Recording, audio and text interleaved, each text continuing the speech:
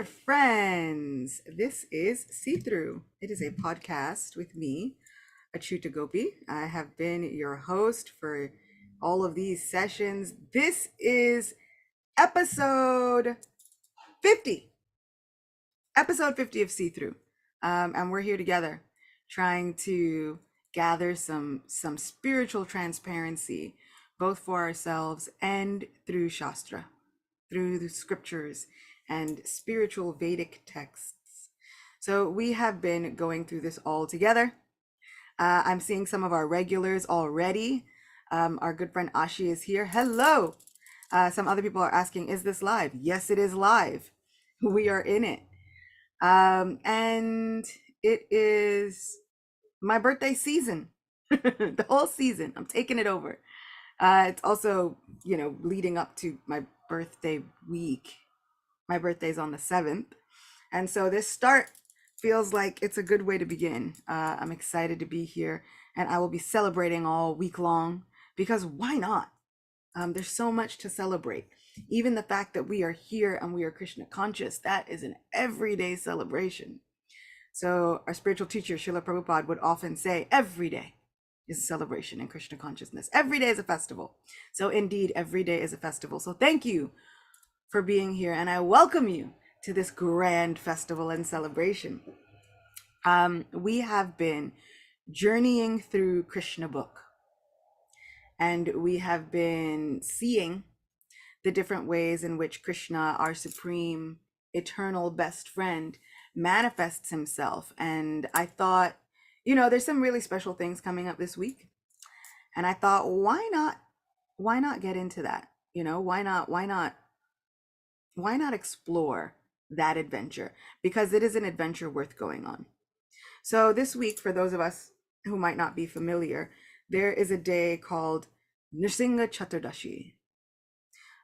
Today is a day called Ekadashi, and I gave a lecture this morning already on Ekadashi, so you can always go back and listen to that. It was a live that happened just a few hours ago, about 3 hours ago. So if you missed that one, please go back and listen to it. It was a lot of fun.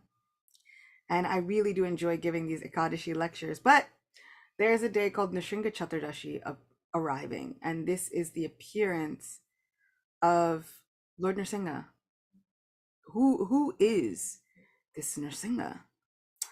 And I thought, why not go on an adventure and find out? Why not read together as we usually do and figure out a way to find out who this Lord Nrsimha is and why he is so important and what was happening to make him appear. So I hope that you all are excited to go on this journey with me, because I am super excited to go on this journey with you. But first, let's have a little bit of an invocation. Let's invoke our sacred space. Om Ajnanatirmirandasya Gyananjana Shalakaya Chakshurunmilitam Yena Tasmai Shri Guruve Namaha. Nama Om Vishnupadaya Krishna Prashtaya Bhutale Srimate Bhakti Vedanta Swaminiti Namine Namaste Saraswati Deve Gauravani Pracharine Nirvishesha Shunyavadi Paschatya Deshatarine Jaya Shri Krishna Chaitanya Prabhu Nityananda Shri Advaita Gadadhara Shivasadi Gaura Bhakta Vrinda Hare Krishna Krishna Krishna Hare Hare Hare Rama Rama Rama Hare Hare Vancha kalpatarubhyascha kripa sindhubhyeva cha patitanam pavanebhyo vaishnavebhyo namo namaha.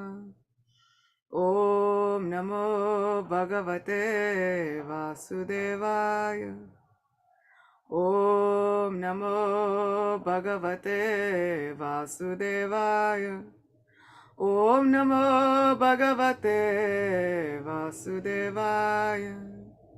Ugram Viram Mahavishnum Jalantam Sarvatomukam Nrsingham Vishanam Bhadram Mrityur Namamyam.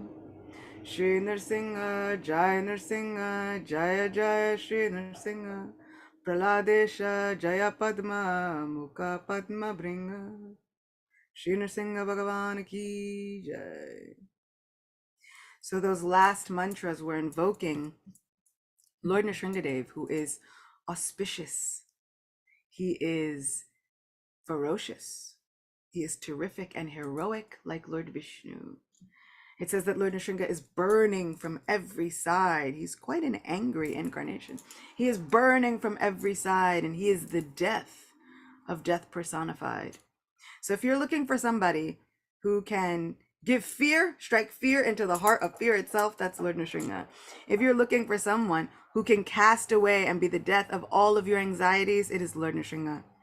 And as a child growing up in this Hare Krishna movement, as a Krishna kid, I was always taught to pray to Lord Nrsinga because he's quite fond of protecting the children. And we will find out all of that in just a moment. We'll find out why, how, when, all of this.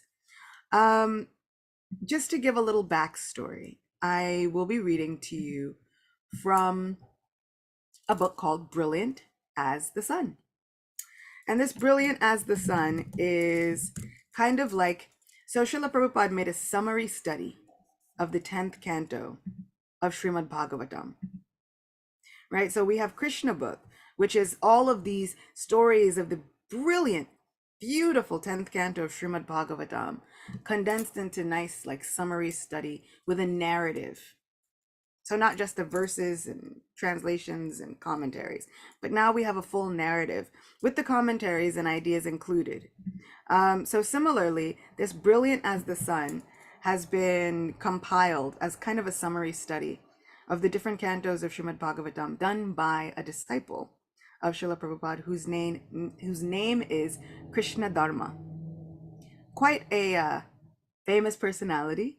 He wrote one of the most widely read versions of Mahabharata.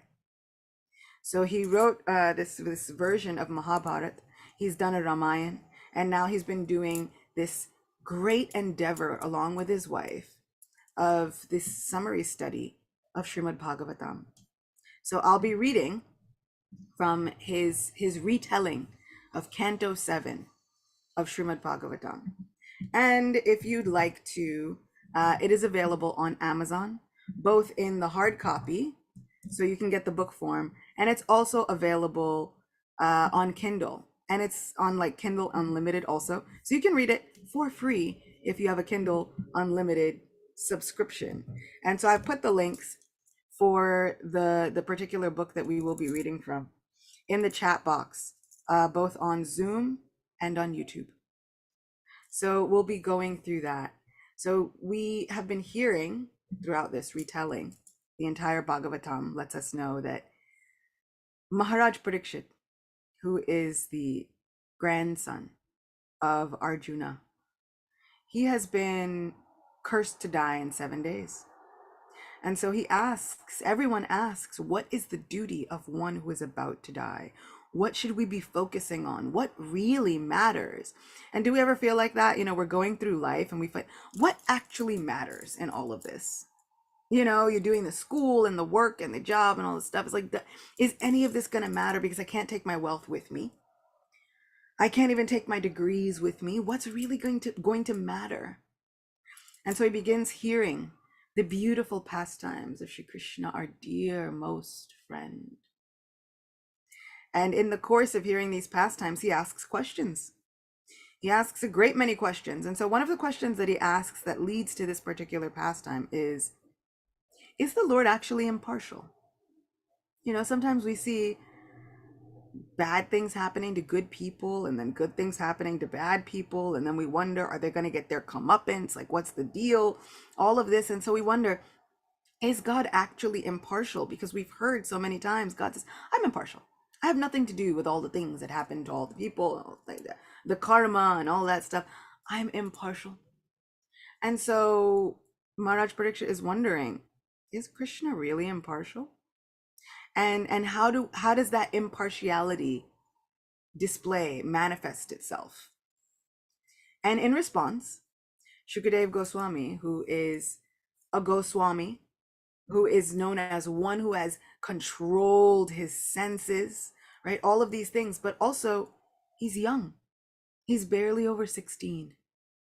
but he's such a spiritual seeker and a saint and a knower that he has been chosen as the head of all sages to speak this Bhagavat Dharma, this Bhagavat Purana, this philosophy which can speak to every single heart. So it's quite an honor. And so he begins to tell different stories about the Supreme Person. And we get to reap the benefits of all of it just by reading and diving in to the pages of Srimad Bhagavatam, or the Bhagavat Purana. So Shukadev Goswami is the son of Vyasadeva.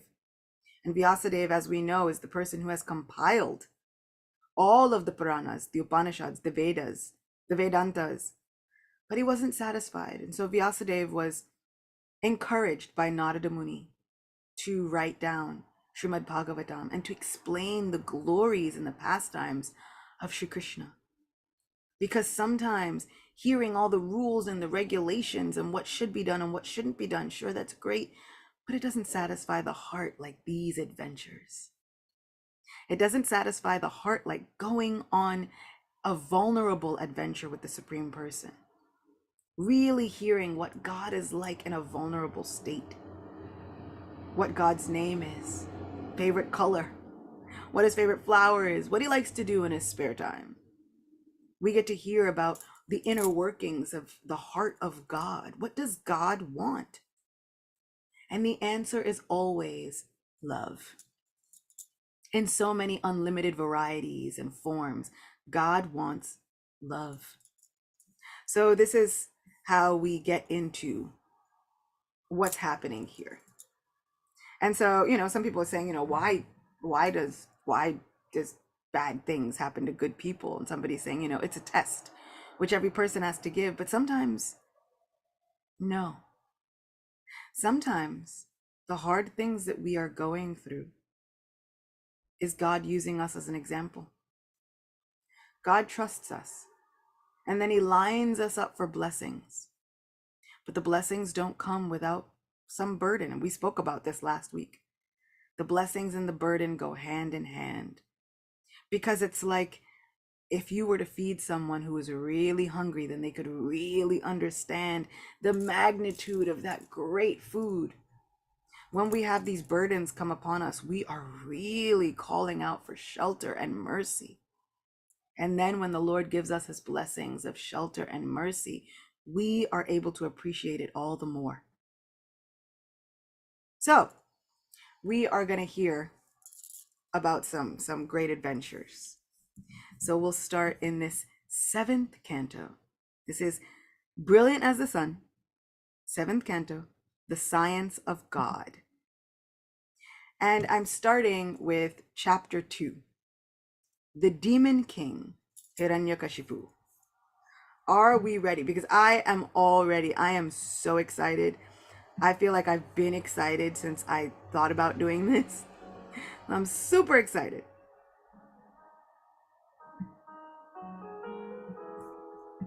So this is chapter 2, The Demon King, Hiranyakashipu. And it's written with such a nice narrative that you can just sit back, relax, and listen. And I guarantee you, it'll make your heart happy. Narada suggested that Yudhishthira first complete the Rajasuya sacrifice. And because Yudhishthira Maharaj was also asking this question, is Krishna really impartial? He had just witnessed something very astonishing that if I were to explain it, it would take up the entirety of this session. So we'll get into that later. But he had witnessed something astonishing. And so he was asking, is Krishna impartial? Like, what? I don't understand how we even out all of this karma and sinful people and good people, pious people. Like, what is the deal?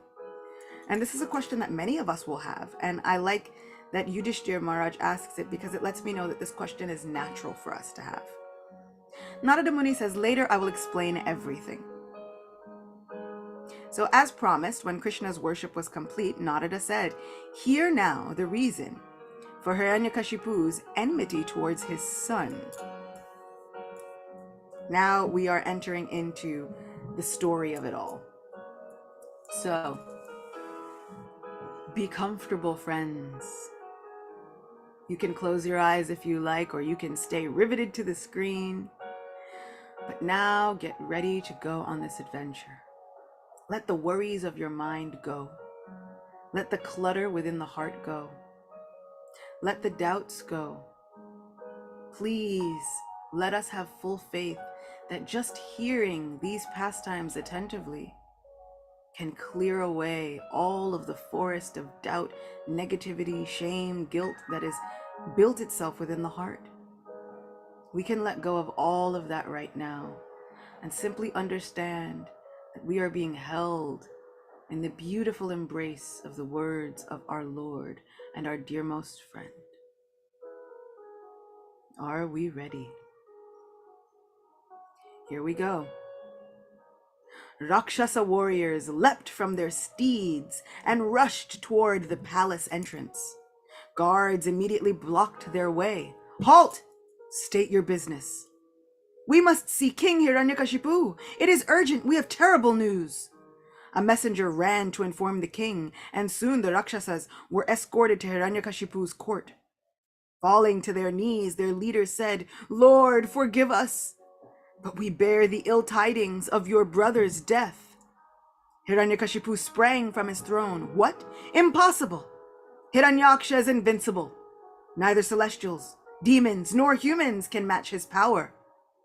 My lord, Vishnu himself descended as a boar to kill your heroic brother. Hiranyakashipu's complexion reddened as he gripped the hilt of his sword so tightly that it shattered. Tears streamed down his face, and he breathed hot and heavy sighs. He bit his lips and glared upward. Fire shot from his body, filling the sky with smoke. Gnashing his terrific teeth and glancing fiercely about, he strode to his weapon's chest. He snatched up his trident and turned to face the assembled warriors. "O sons of Danu and Diti, listen to me." So he's addressing now all of the demons. "You are all mighty heroes.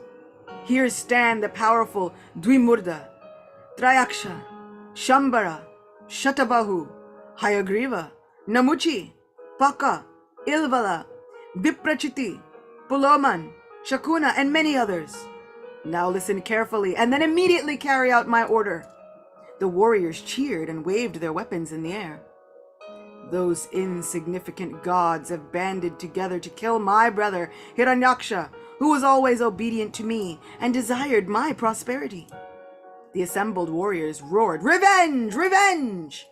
Others called out, "How could the puny gods overpower the invincible Hiranyaksha?" Hiranyakashipu raised his hands to quiet the warriors.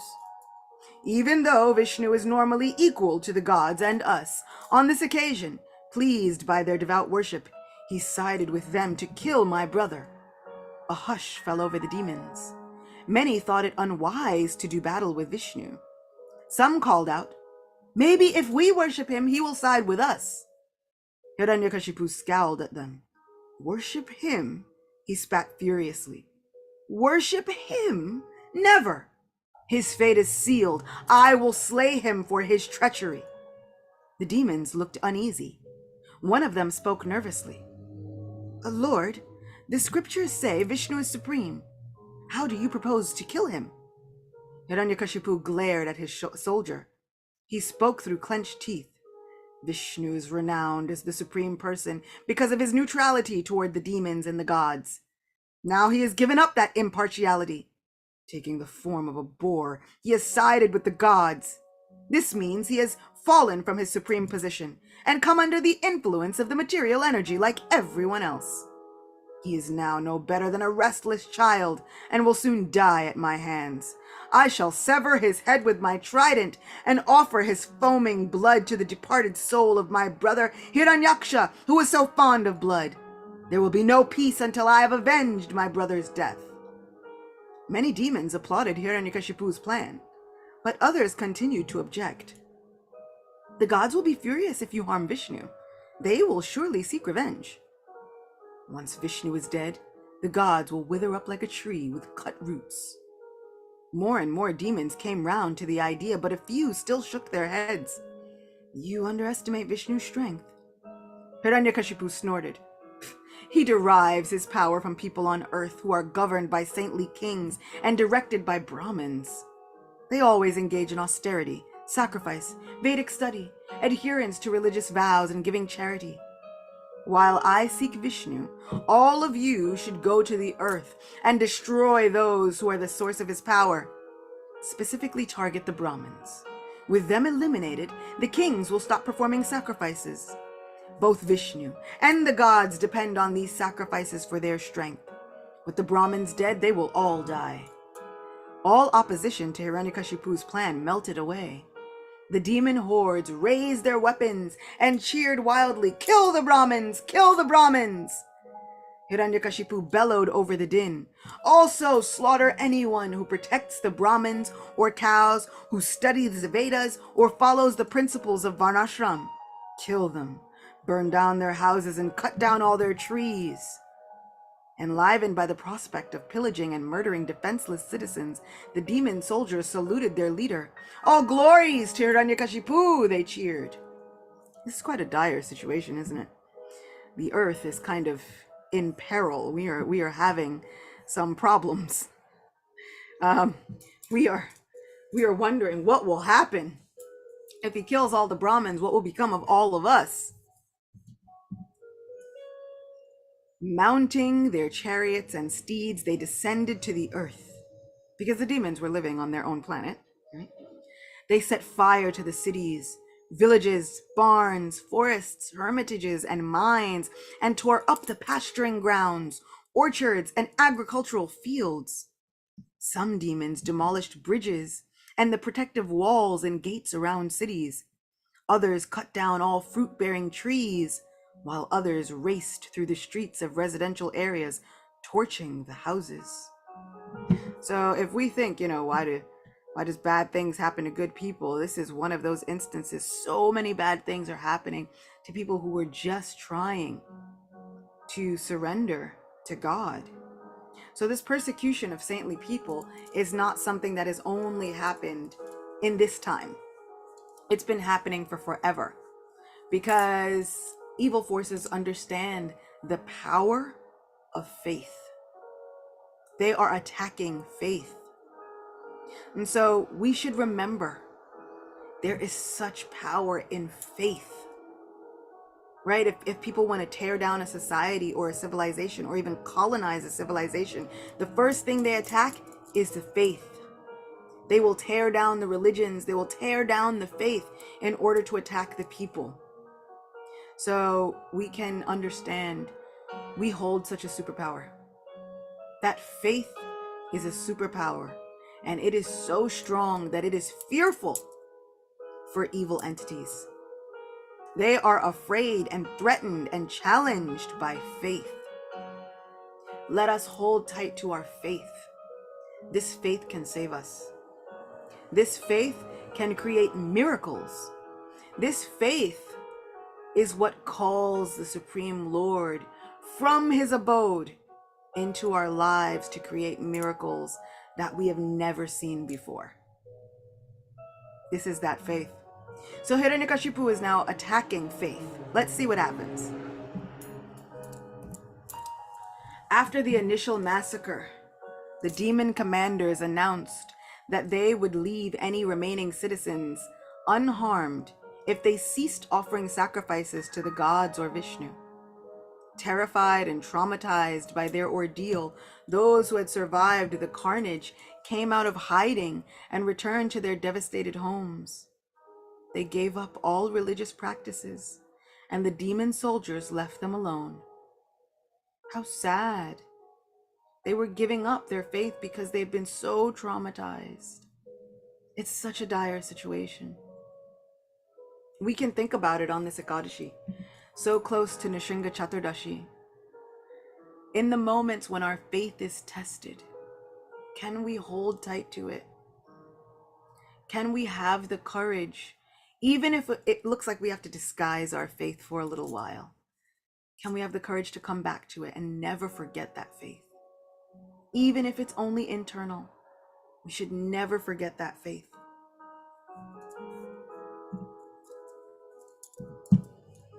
Some months passed, and the gods received no sacrifices. Perturbed, they invisibly came to Earth to see why people had stopped worshipping them. Wandering over the planet, they became alarmed to see the evidence of terrible disasters everywhere. Back on the Daityas, the demons' planet, Hiranyakashipu performed the funeral rites of Hiranyaksha. His mother Diti, sister-in-law Rushabanu, and 9 nephews all wept inconsolably. Seeing their grief, his sorrow increased, as did his anger toward Vishnu, whom he blamed for his brother's death.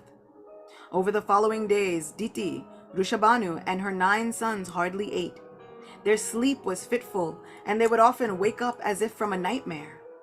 Their appearance became increasingly wretched because of the devastating grief that burned their hearts. Hiranyakashipu tried his best to cheer them with talks of revenge, but they were inconsolable. Finally, though he had no genuine faith in the spiritual teachings he had heard from his father Kashyapa, he spoke to them about the eternal soul. So Hiranyakashipu is the son of Kashyapa, but also the gods are the sons of Kashyapa also. So Kashyapa Muni had 2 wives. Well, he had many wives, but 2 of them were Diti and Aditi. Aditi is the mother of the demigods, the Adityas, of whom we know Suryadev is one of the foremost, right? He's also known as Aditya. And then Diti is the mother of the demons, the Daityas. So these demigods and demons were very closely related. Half brothers, siblings. And so they're very much almost identical. They have long lifespans. They're often quite good looking, the demons. The demigods are also good looking. One of the key differences between the demigods and the demons is that the demigods are eager to worship Lord Vishnu, and the demons are not. And so now we have this family of Daityas and demons. So let's see what happens. Hiranyakashipu has heard spiritual knowledge from Kashyapa Muni because he's a great sage and also a worshiper of Vishnu, oddly enough. So he's heard some spiritual talks. Let's see what he tells his family members. My dear mother, sister, and nephews, do not lament. Hiranyaksha died a hero's death, facing the enemy. Try also to understand the transient nature of this world. Just as travelers meet for a short while in a restaurant and then go their separate ways, so are we brought together in this world for only a brief time. His youngest nephew sobbed, Uncle, why is father dead? Now, my boy, try to understand. The soul never dies. If father is a soul, where is he gone? The pure soul can travel freely throughout the material and spiritual worlds. I cannot do that. That's because you are trapped in a material body. The pure soul can do anything because it has full knowledge. Uncle, why am I trapped in a material body? Good question, my boy, good question. The Vedas say when we misuse our independence, we must accept a subtle and gross body. This is the reason we are subject to material happiness and distress. Your father is free of his material body now, so there is no need to lament for him. So this is this is spiritual knowledge. How incredible is this? Basically, Hiranyakashipu is giving Bhagavad Gita. He's giving the knowledge of Bhagavad Gita, but he's a demon. So sometimes we can't just be attracted to what the people say. We'll hear someone who says some really good spiritual things, right? And we think, oh, they must be a great personality. They know everything. They've got such spiritual knowledge. We have to also look at what they do. Are they actually practicing that spiritual knowledge that they speak? Are they worshiping? Are they giving their heart with faith? Are they walking the walk of a saint? So we have to be careful, because in previous yugas, even the demons had this knowledge. Even the demons knew. They understood. So sometimes we got to think about it. And then we have to really inwardly, in a mood of submission, not in a mood of challenging others, but we can test them in our own minds. So let's see what happens now. We have a friend, Sanatan. You are so eager, but don't spoil the story. Don't give it away yet. Give it a second.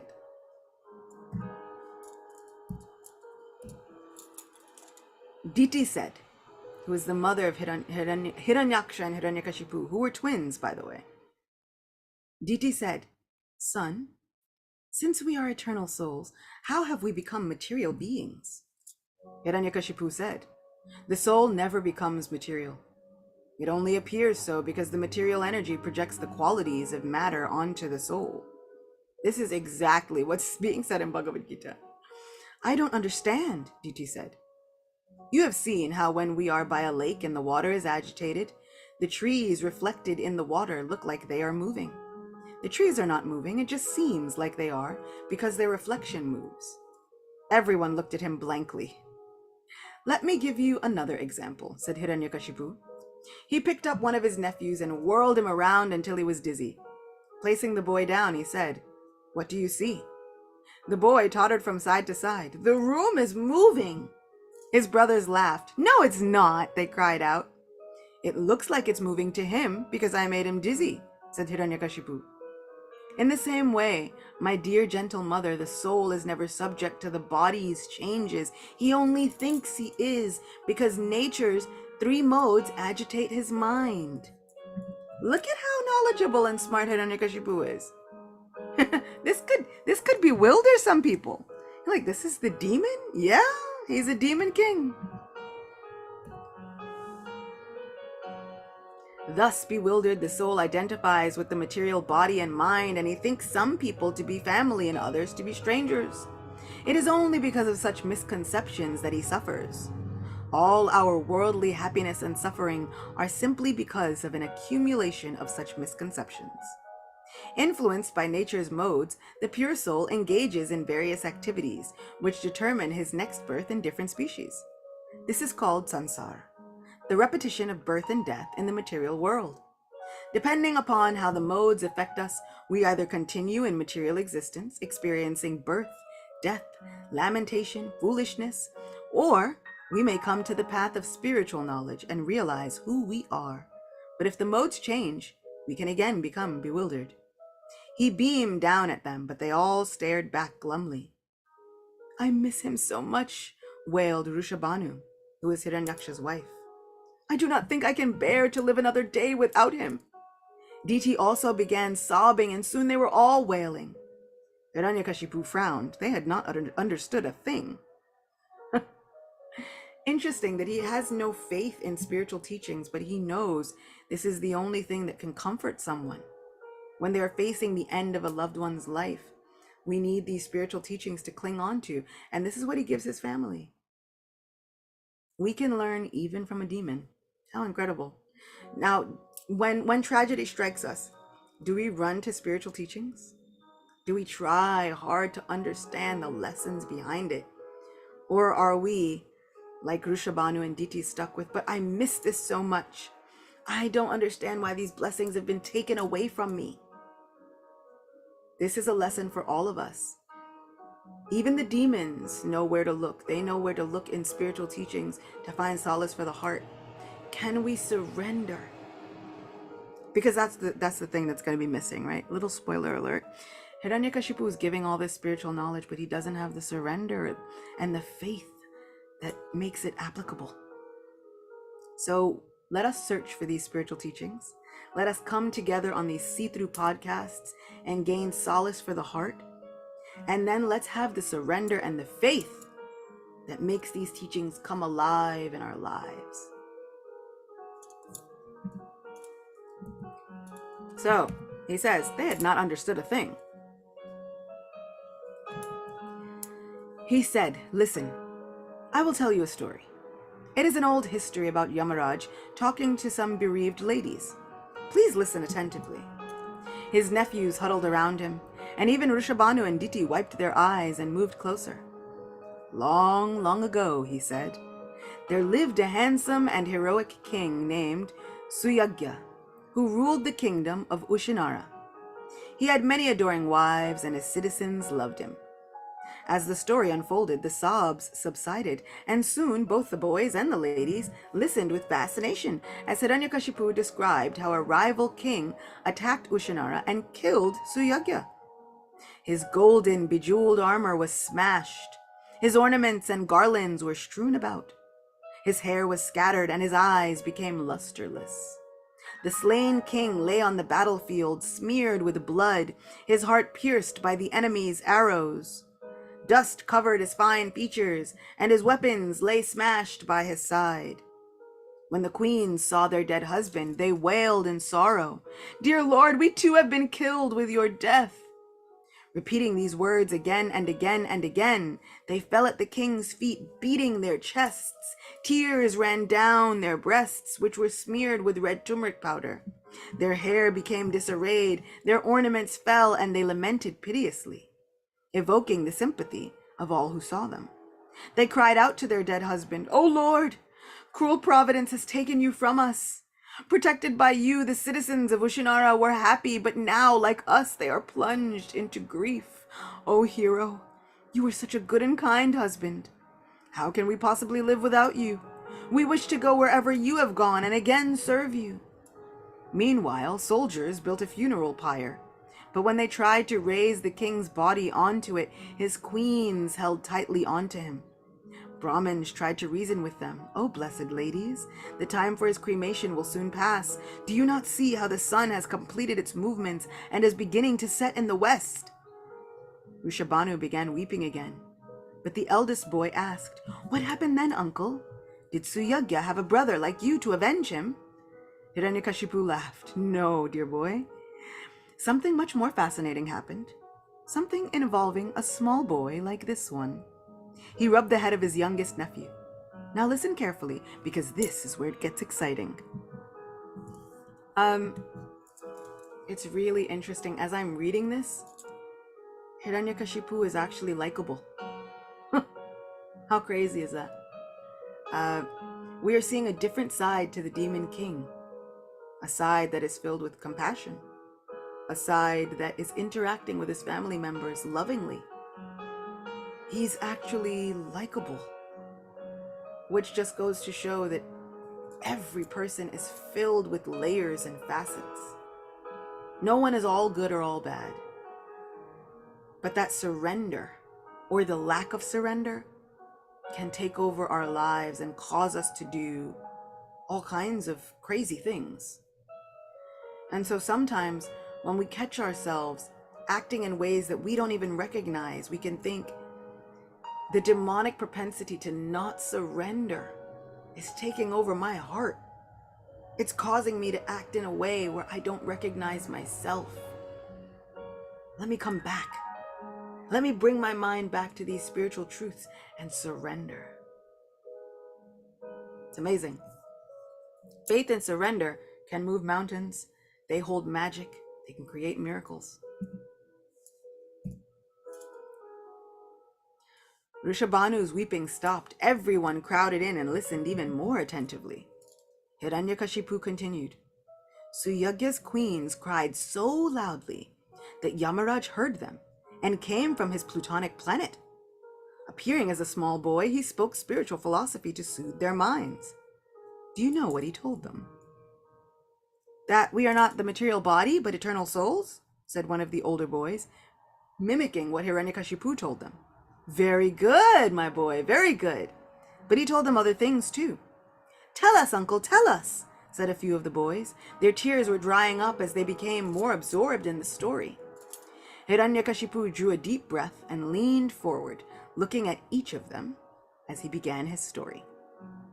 Sobbing women weaved their way through dead bodies and broken chariots, calling their husbands' names. Among them were Suyagya's queens. Spotting his royal flag, they hurried in its direction. Suyagya's lifeless and bloodied body lay sprawled a few feet from his broken chariot. Dropping next to him, one cradled his head and the others clasped his body. They wept loudly, calling his name and remonstrating with Providence. As the sun dipped lower in the sky, soldiers carried the dead bodies to the funeral pyres. Suyagya's queens, however, would not relinquish his body. Brahmins came and tried gently to persuade the queens to allow his body to be taken, but they seemed not to hear. One young, effulgent Brahmin boy appeared on the scene close to the queens. He spoke loud enough for them to hear. Alas! I cannot believe how these women are behaving. They are older than me and have seen so many births and deaths. They must surely know that they too will one day die. How is it then that they are so bewildered by their husband's death? Surely they know the soul is eternal. Before entering this body, it was somewhere else, and after leaving this body, it will go to another place. Why then are they uselessly lamenting? I'm just a small boy, yet I understand this simple truth. How is it that these grown women do not? The queen's sobbing subsided. One said, Child, we do not lament for our husband, for we know of the eternality of the soul. We lament for our misfortune, for now that our husband is gone, we have no one to protect us. The boy pointed to himself. Look at me. I am still fortunate, even though both my parents are dead. Despite being small and weak, I wander this earth freely, unharmed by any ferocious animal. The queens released their husband's body and sat up. They looked at the child in wonderment. How had he remained so healthy and well despite being orphaned? The boy smiled. The Supreme Lord of all beings, who protected me while in my mother's womb, continues to protect me. This is my firm conviction. Now, let us remember, this is Hiranyakashipu telling the story to his family members about a boy coming and telling queens that the Supreme Lord is the source of all protection. This is quite ironic because he is a demon who wants to kill the Supreme Lord because the Supreme Lord killed his brother. How incredible. Krishna is so amazing. So incredible. One queen said, "Oh child, why did the Lord not protect our husband?" The boy replied, "Oh weak women, why do you find fault with God? He is free to protect or annihilate as he wishes. He is not our order carrier. Being supreme, he can do whatever he wishes. He created this entire world by his own will, and by his will, he is free to destroy it." This is us, right? Isn't it our mentality to blame God immediately, right? When something doesn't go our way, like, God, why would you do this to me? And Ashi, I have to say, I love your comments. Please keep them coming. So, he's free to do as he pleases. The queens recoiled at the force of his words. Seeing this, the boy's manner softened. You are anxious about who will protect you, am I right? The queens nodded. Then So the queens asked, "Why create us just to destroy us?" exclaimed another queen. "It is his pastime," asserted the boy. "It's not our business to challenge him. He is not answerable to you and me. He is a supreme person and can do as he pleases." The queens recoiled at the force of his words, because those are strong statements. That is not softening to the heart. When our hearts are grieving, we don't want to hear, like, don't challenge God, you know? We want to hear a softer explanation. So seeing this, the boy's manner softened. You are anxious about who will protect you, am I right? The queens nodded. Then instead of uselessly challenging Krishna, seek his protection. When he protects you, no one can harm you, even if you wander alone in the jungle. On the other hand, you may live at home surrounded by relatives, but without his protection, you will die. This is true about everything. Let me give you another example. I know of a man who dropped his money on a public street. Yet, protected by destiny, no one saw it, and he later retrieved it. On the other hand, many people with their money supposedly safe at home have it stolen. One queen said, "Why does the Lord favor some and ignore others? Is he not meant to be equal to all?" And again, this has been the overwhelming thing. Why do bad things happen to good people? What is happening, and how can we make sense of all this? The boy said, "Each of us takes birth in a specific body, and then leaves it because of their reactions to our previous deeds. Although the spirit soul differs from the material body, nature's three modes subjugate him because of his misdeeds. Therefore, my dear queens, I urge you to trust Krishna and surrender to his guidance. And that's what we've been saying. We trust and have faith and try and lean into that trust and faith, especially when it seems as though we don't know what's happening. By doing so, said the boy, you will get out of material life and return home to Godhead. If I am not the body, said one queen, why do I feel like I am? The boy said, I have seen people crying grievously when their houses burn down. Why? They are not their house, so why do they lament? He paused for dramatic effect, then continued, because they identify with their house. This same ignorance induces us to identify with our material bodies. The body is simply a combination of earth, water, and fire, which will soon deteriorate. And we have seen this, like when we are lamenting for the houses that are gone, we are also looking, but look at the memories, look at all the things that have lost, right? It's not the wood frame and the stone that we are missing. It's what's inside, that essence. And those memories actually never really leave us. It's the same with our bodies and others' bodies. We lament for the loss of the person, the memories, the way they would look at us, the way they would speak to us, the way we love them. But that essence is never gone, is it? But we do miss it. We miss interacting with those people the same way we might miss looking at photographs that have been burned in a house that we've lost. We miss the shelter. We miss the feeling of security. So this is us clinging also to our bodies, clinging to some feeling of security, stability, clinging to some shelter. But really, Krishna is that shelter. And that doesn't mean that we should not lament. We should lament for the loss of devotees. Those devotees are the treasures of our lives. Srila Narottam Das Thakur has said, without the association of these devotees, he feels like he wants to smash his head against a rock and enter into fire. When we are in the association of those who remind us of Krishna, it is the best attachment in our lives. We should hanker after that association and that kind of attachment. Those people who, when we're having a bad day, know we need to hear some Krishna Katha. We need to hear some Krishna stories. We need to hear some stories and hope-giving stories about God and how God interacts with saints all across the world and through all faiths and religions. Those are the people that we hold dear. And so we do lament when they are gone from our association, because that association is our life's treasure. Many saints have said there is nothing more painful than being without the association of spiritual seekers and spiritually minded friends. So friends, thank you for being in an assembly of spiritually minded seekers. This is our wealth. This is our sacred space. So let's see what else is happening. But, objected the queen, while we are in the body, we are one with it.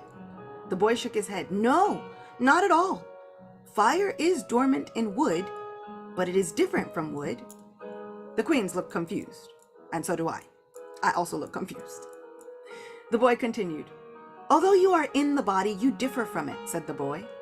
Here are some other examples to help you understand. Breathe deeply through your mouth, and then exhale through your nose. Let's do it. Breathe deeply through your mouth. Exhale through the nose. The queen did as he asked. So, said the boy, the air was in your nostrils and mouth. Does that mean that the air is your nostrils and mouth? The queen shook her head. Of course not. Of course not, confirmed the boy. Similarly, although you, the soul, are in your body, you remain different from your body and mind. Another queen said, since we love our husband, it is natural that we should mourn him now that he lies slain on the battlefield. The boy laughed. Oh, foolish lady, you have only known the king's body. It is that you loved, and it is that you loved, and it still lies before you, so why lament? No, objected the queen. We loved him, the person inside who listened and spoke to us.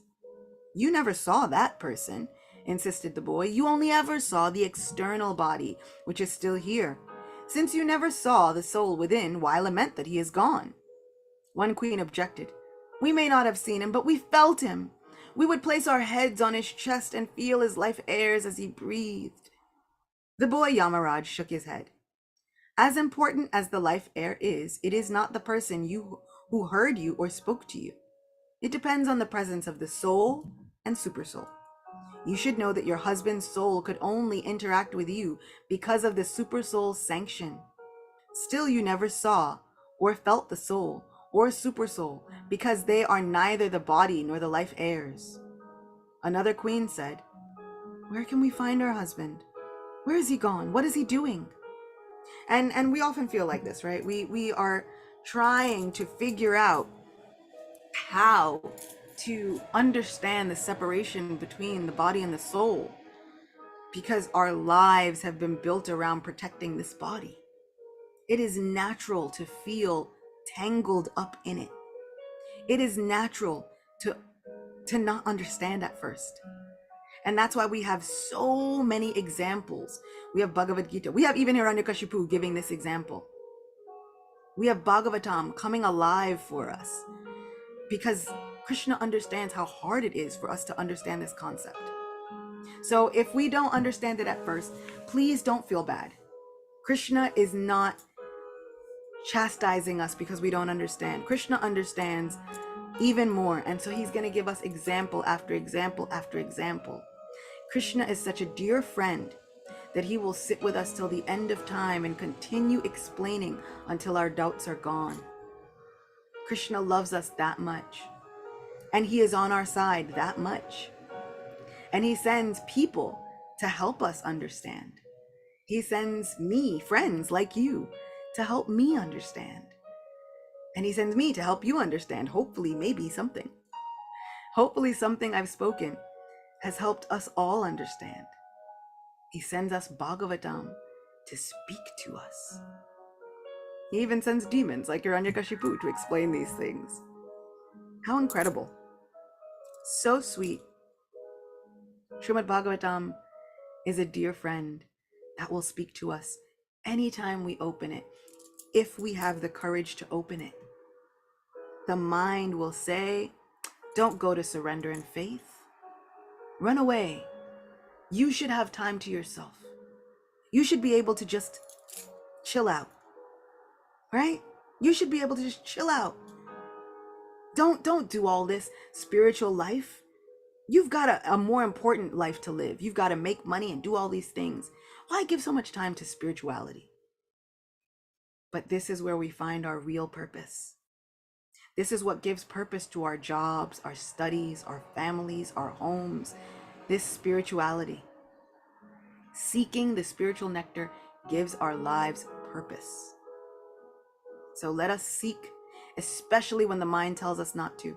The mind is always working off of fear, but the heart is working in faith. Let us drop down into the heart space and work on faith and surrender, knowing that Krishna is never taking away a blessing without giving us a bigger blessing.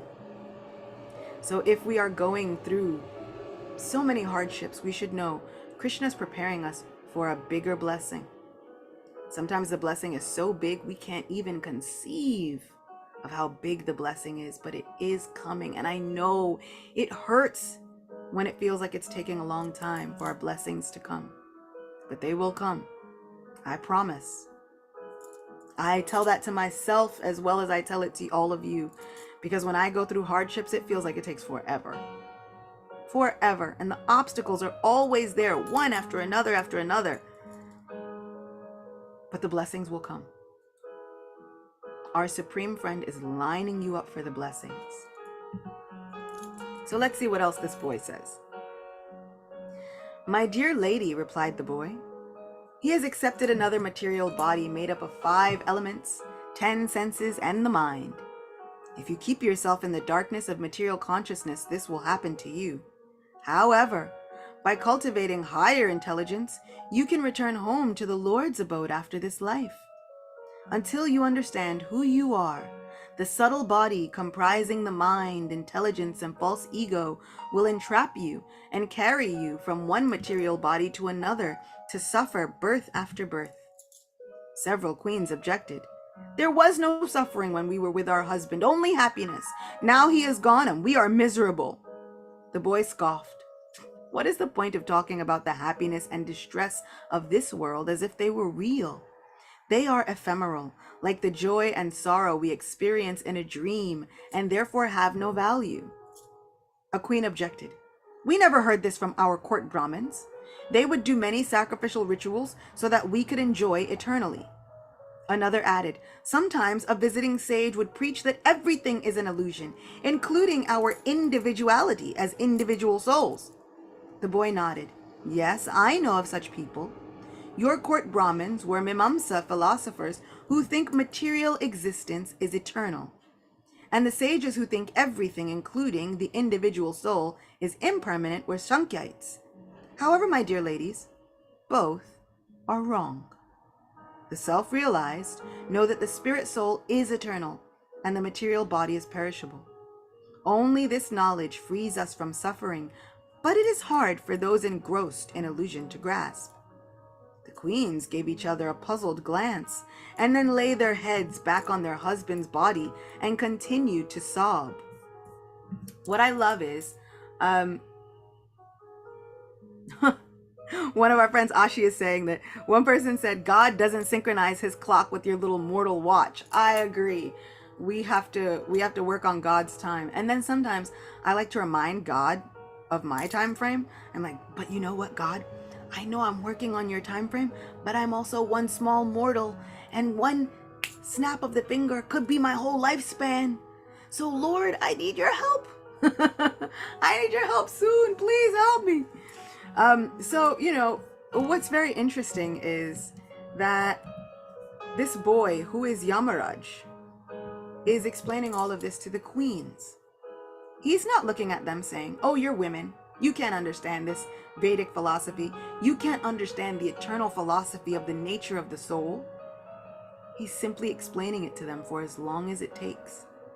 And so I want you to know, no matter what body you are in, male, female, neither, animal, mineral, vegetable, you can understand philosophy. Even if we think, even if I might think you have a lower form of consciousness, like an animal, who am I to say? There have been so many animals within Srimad Bhagavatam who have understood spiritual philosophy. Look at Gajendra. He called upon the Lord. He was an elephant.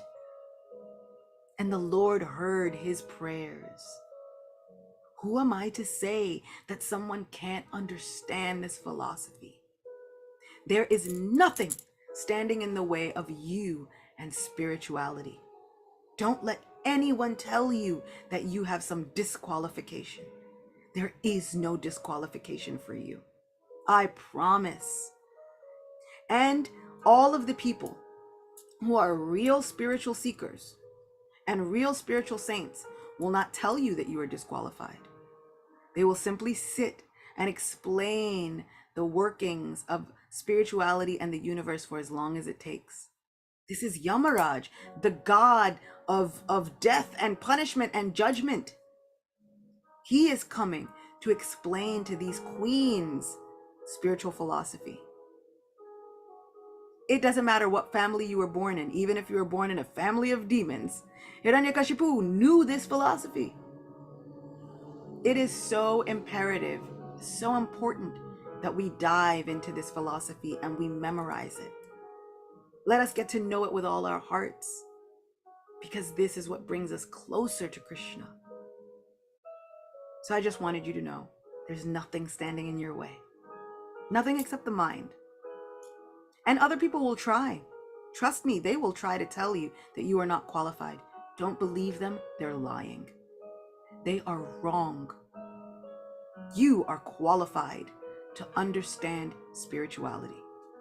You are qualified to understand Krishna's love. You are qualified to understand God's love and to tell other people about it. There is nothing that can stand in your way. You have been blessed. The boy continued. The boy sighed. This was going over the queen's heads. He needed to try something else. See, he didn't give up on them. He said, let me try until they understand. Listen, he said. I will tell you about a hunter who would lure birds with food and then capture them in his net and kill them. Please listen. I'm sure you will find this story helpful. This is a story within a story within a story. Hiranyakashipu was already a story within a story within a story. And then Hiranyakashipu is telling this story about the boy who's now going to tell this story within a story. My goodness, it is like spiritual knowledge inception. The queens turned their heads toward him and wiped their eyes. Please tell us, said one. The hunter wiped the sweat from his forehead. He had laid his traps early in the morning, but all of them were as empty as his belly. He hoped there would be something in this last trap. Otherwise, he would have to go to bed hungry again. He pushed aside the thick foliage and grinned widely at what he saw. Just a few feet from him were 2 fat pigeons. The female was entangled in his lure, and the male was pecking feverishly at the net. The male bird regularly emitted a piercing sound. The man chuckled to himself. Upset that I've got your wife, are you, little bird? He murmured. Well, maybe you can join her. Wow, this hunter is something else. The male bird gave up its futile efforts to free its partner and sat next to the net, emitting forlorn cries. The ruthless hunter thought he could see tears coming from its eyes. The foolish bird could not bear separation from its wife. That was going to prove fatal.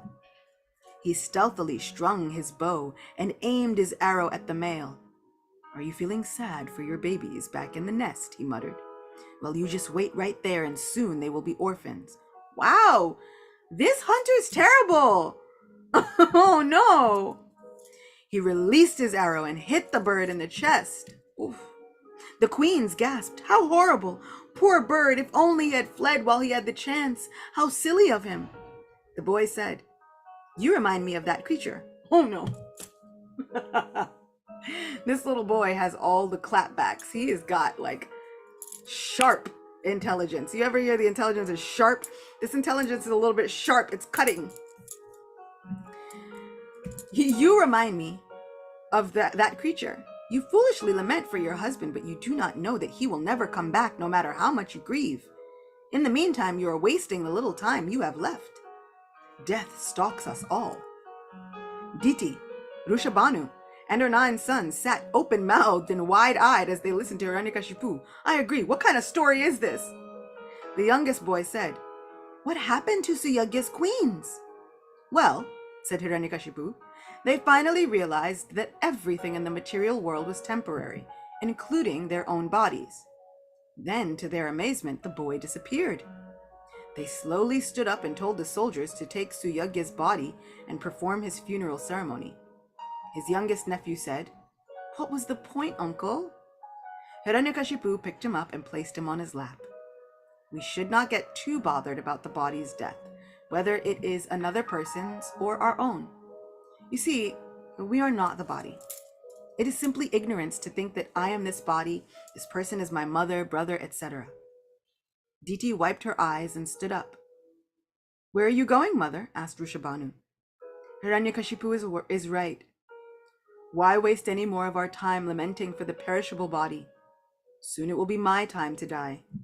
Before that time comes, I want to realize the truth of who I am. She turned to leave. Rushabanu stood up. Wait, mother. I will come with you. And that is the end of that chapter. It's so interesting that Hiranyakashipu gives all of this knowledge just after he told everybody to kill all the Brahmins and cut down all the trees so that he could avenge his brother and kill Vishnu. He just gave a whole sermon about surrendering to Vishnu and how we should not be too attached to the relationships of the body. And now he's about to go on a rampage, illusioned by the relationships of the body. This is all of us. Um, 1 minute we think we've grasped all of the spiritual knowledge, and then the next minute we're like, oh, but I'm just attached to my people. I don't care about anything else. We have to somehow or other keep these spiritual teachings in mind. And here's the trick, friends, this is the hard part. We have to allow ourselves to keep these spiritual teachings in mind and not become hard-hearted because of them. So many times we hear, you're not this body, and it just makes us cold and hard-hearted to others. It makes us judge people unnecessarily. It makes us react meanly to other people. We have to somehow have the intelligence to understand these bodies and these lives are temporary, but not become cold and hard-hearted to others. We have to give that room for grace and compassion, even while we understand. Like, it's like when the kid wakes up and they've had a dream, and you still hold them and you tell them, but it was just a dream. You don't have anything to fear. But you still hold them close and you give them the comfort, even knowing that dream is not real. It's not who you are. And we remind them. So it's the same way. We have to treat ourselves and others. Wake up from the dream. Know that it is not who we are, but still we give comfort. Still we give love. Still we understand that we have been through something traumatic, even if it is just a dream, even if it is temporary, it still hurts. It might be temporary, but it's still painful. We can think, you can go get surgery. The scars will fade. The scars are temporary, but it still hurts, doesn't it? And while it hurts, we need to have some comfort. We need to take that medicine. Where is the medicine? The medicine is in the holy name and within the pages of Srimad Bhagavatam, which thanks to Krishna Dharma really came alive for me today. So beautifully alive. Stories within adventures. And I got a different view of Hiranyakashipu. As a family man, not just rampaging, pillaging demon, but someone who spoke some really interesting things, and it gave me a very good lesson. Don't just trust someone who is saying the right things. Trust them when they're also doing the right things. Have they surrendered? Are they showing their faith? What does it look like when times get hard for them? Because Hiranyakashipu is saying one thing, but he's going to do something completely different in the next chapter, which I am pleased to say we will dive into tomorrow. We'll be back same time, same place, because we have to. This is just the beginning of this story. We've just dipped our toe into the waters of this tale. So let us get deeper and deeper into this glorious, glorious narration of the Supreme Personality of Godhead. So let's gather tomorrow. Let's gain some solace with each other. Let's gain some comfort. Let's show each other our smiles. Let's show each other some beautiful, like, virtual hugs, you know? Let's remind each other, yes, it's a dream. This is not all you are. I know it hurts. I know it's scary. But this is not the end all be all. We have a much more magnificent place that we're heading to, if we can tap into the surrender and the faith. So thank you for being here. So many friends are giving takeaways, and I love them all. Any heat in the body, fevers, infected cuts, breaks, are karma burning. And sometimes we need not examine it, we have to let it burn away. And pain in the body and mind also relieves karma. The trick is to not be inspired to grab more materialistic things because of the pain. Isn't that the trick?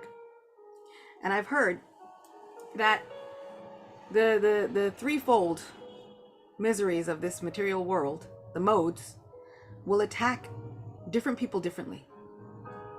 And so they know masculine people often pride themselves on their actions. And so material nature will attack them with their actions. And sometimes feminine-minded people are all up here. We're thinking, we're feeling in the mind and all kinds of things. And so material nature attacks the mind.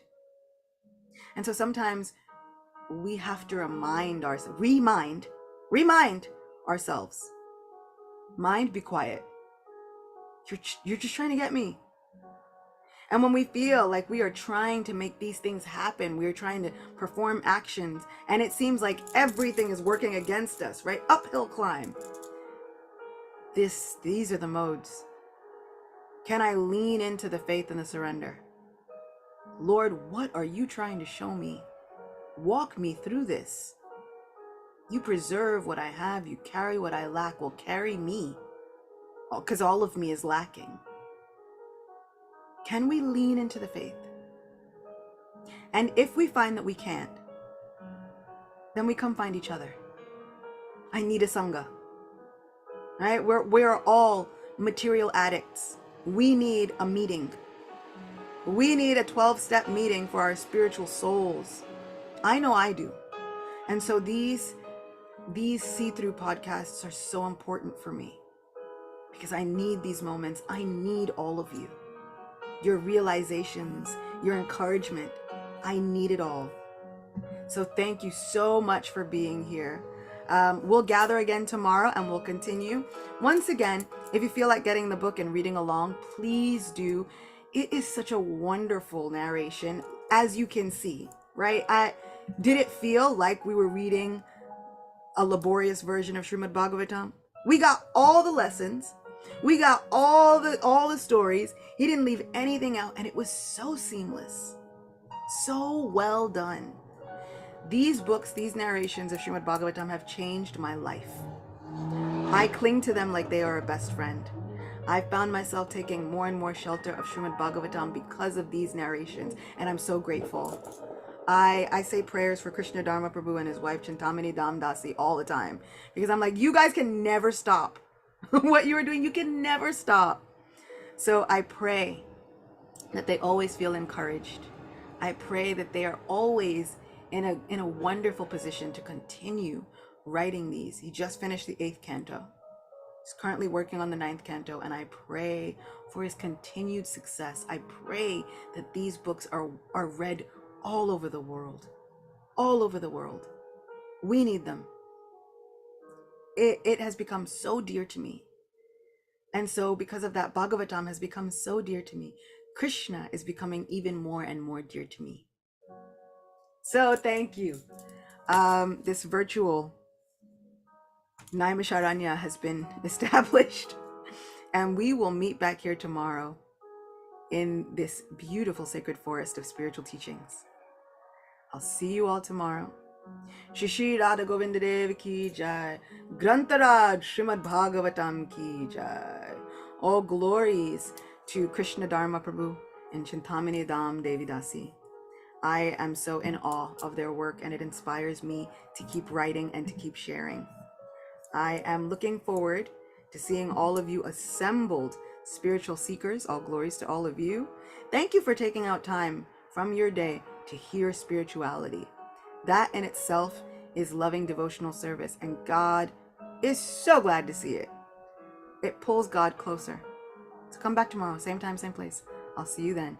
Until then, may our minds and our hearts and our actions all be protected and used to serve the highest spiritual good of everyone in service to our Supreme Lord and dearmost friend.